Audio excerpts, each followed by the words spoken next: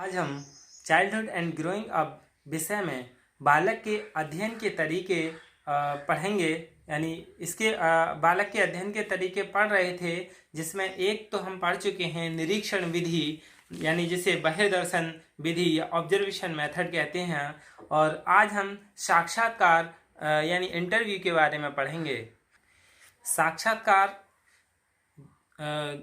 को अंग्रेजी में इंटरव्यू कहते हैं और इंटरव्यू दो शब्दों से मिलकर बना है, इंटर और व्यू।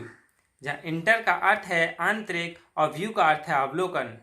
तो क्या हुआ, इन दोनों का अर्थ मिलकर आंतरिक अवलोकन। तो साक्षात्कार का अर्थ क्या हुआ, आंतरिक अवलोकन। यानी साक्षात्कार एक उद्देश्यपूर्ण वार्तालाप भी है, क्योंकि इसमें वार्तालाप की जाती है। Interview is a purposeful discussion, यानी उद्देश्यपूर्ण वार्तालाप है। किसी उद्देश्य से किया गया गंभीर वार्तालाप ही साक्षात्कार है। यानी जो हमारा उद्देश्य है उसके लिए गंभीर रूप से यदि हम वार्तालाप करें कोई भी, तो वो क्या साक्षात्कार कहलाता है। और साक्षात्कार में आमने सामने बैठकर किसी उद्देश्य को लेकर व्यक्तियों से वार्तालाप किया जाता है या वार्तालाप होता है। साक्षात्कार क्या है, यानी interview refers to a face to face verbal interchange in which one person the interviewer, यानी जो साक्षात्कार करता है, अटेम्प्ट्स टू कलेक्ट इंफॉर्मेशन और एक्सप्रेशंस ऑफ ओपिनियन और बिलीफ फ्रॉम अनदर पर्सन। यानी इसमें क्या है, एक व्यक्ति यानी जो साक्षात्कार करता है वो आमने सामने के पारस्परिक यानी मौखिक आदान प्रदान से दूसरे व्यक्ति को सूचना देने या अपने विचार तथा विश्वास व्यक्त करने के लिए प्रेरित करने का प्रयास करता है। यदि हम मूल्यांकन की दृष्टि से देखें तो साक्षात्कार एक जटिल प्रक्रिया है, क्योंकि इस विधि का प्रयोग सेवा नियोजन से पूर्व होता है, यानी किसी सेवा करने से पहले किया जाता है। इसके द्वारा किसी व्यक्ति के व्यक्तित्व का मापन किया जाता है।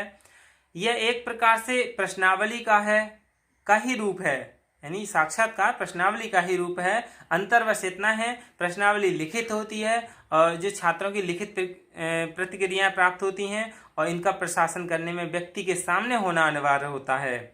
यही अंतर है। साक्षात्कार में सारा कार्य मौखिक होता है और साक्षात्कार लेने वाला, साक्षात्कार देने वाला, दोनों का ही आमने सामने उपस्थित होना आवश्यक होता है। इस प्रकार यदि हम साक्षात्कार के बारे में जो मुख्य तत्व हैं वो ये हैं कि फेस टू फेस इंटरेक्शन, यानी व्यक्ति तथा व्यक्ति में अंतःक्रिया। दूसरा है means of communicating with each other, यानी एक दूसरे से संबंध स्थापित करने का साधन। इसमें एक दूसरे के साथ संबंध स्थापित किया जाता है।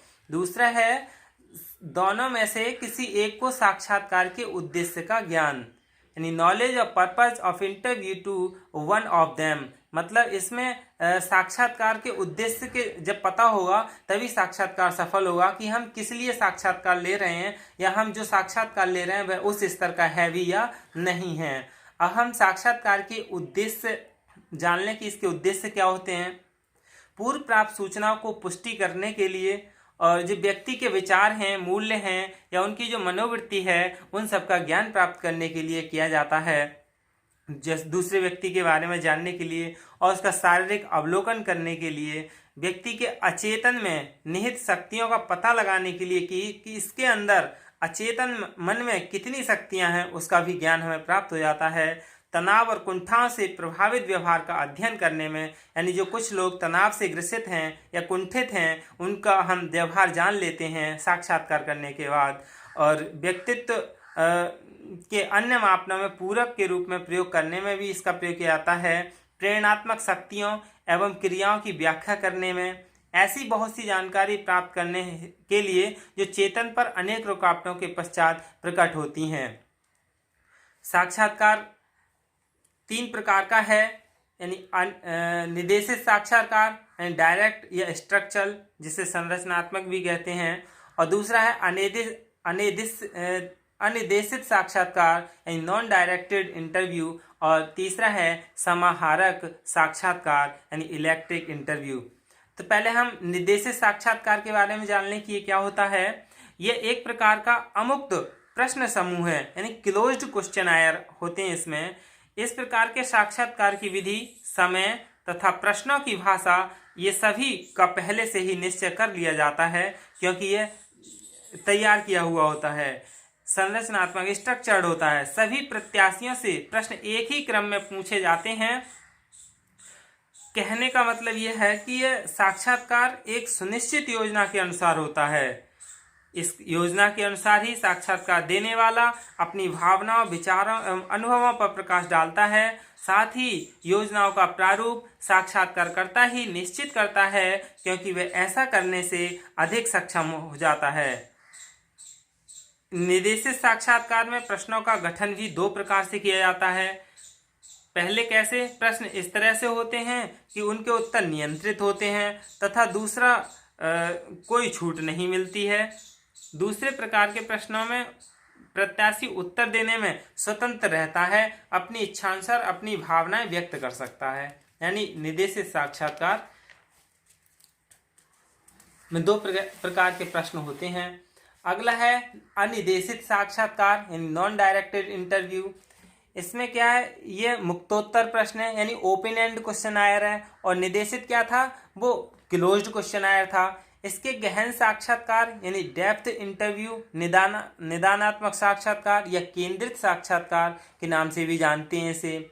व्यक्ति के जीवन की बहुत सी समस्याएं कुछ ऐसी हैं जिनका अध्ययन केवल अनिर्देशित साक्षात्कार द्वारा ही संभव है। इस प्रकार के साक्षात्कार का प्रयोग मनोवैज्ञानिकों द्वारा व्यक्ति के प्रत्यक्षीकरण, प्रेरणा, अभिवृत्ति आदि के अध्ययन के लिए किया जाता है। इस साक्षात्कार की प्रवृत्ति लचीली होती है तथा इसमें प्रश्नों की भाषा, विधि, समय, क्रम आदि पहले से ही निश्चित नहीं किए जाते हैं। साथ ही प्रश्नों का उत्तर देने के लिए प्रत्याशी पूर्ण स्वतंत्र रहता है। इसमें मात्र मित्रता का वातावरण उत्पन्न करके प्रत्याशी को उन्मुक्त अभिव्यक्ति के लिए प्रोत्साहन देता है। अगला है समाहारक साक्षात्कार यानी इलेक्ट्रिक इंटरव्यू। इसमें क्या है? समाहारक साक्षात्कार जो है वो निर्देशित और अनिर्देशित साक्षात्कार का मिला हुआ रूप है, यानी इन दोनों के मिश्रित रूप से बना हुआ है। इस विधि में इन दोनों विधियों की अच्छी बातों का समावेश किया जाता है, यानी दोनों की जो अच्छी अच्छी बातें हैं उन्हें जोड़ करके एक अलग से बना लिया जाता है। इसे समाहारक साक्षात्कार कहते हैं। इसके अंतर्गत प्रत्याशी भिन्न भिन्न प्रकार की अंतर्दृष्टियां विकसित करता है। साक्षात्कार के अंत में साक्षात्कारकर्ता प्रत्याशी से संक्षेप में अपना निष्कर्ष तथा सारांश कथन देने को कहता है। यदि प्रत्याशी ऐसा करने में असफल रहता है तो साक्षात्कारकर्ता स्वयं सारांश प्रस्तुत कर देता है।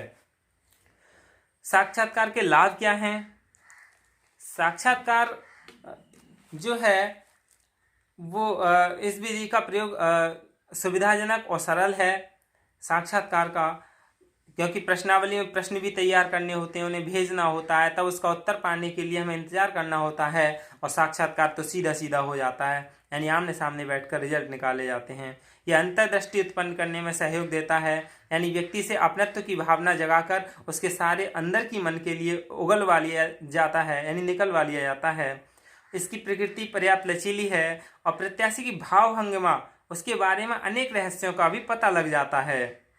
संवेगात्मक समस्याओं का भी पता चल जाता है और इसकी कुछ सीमाएं भी हैं, यानी इनके कुछ दोष भी हैं। यह एक दोहरी आत्मनिष्ठ विधि है। साक्षात्कारकर्ता को प्रसन्न करने वाले उत्तर देता है, यानी कभी कभी हमें खुश करने के लिए जो इंटरव्यूअर होता है वो उत्तर देता है।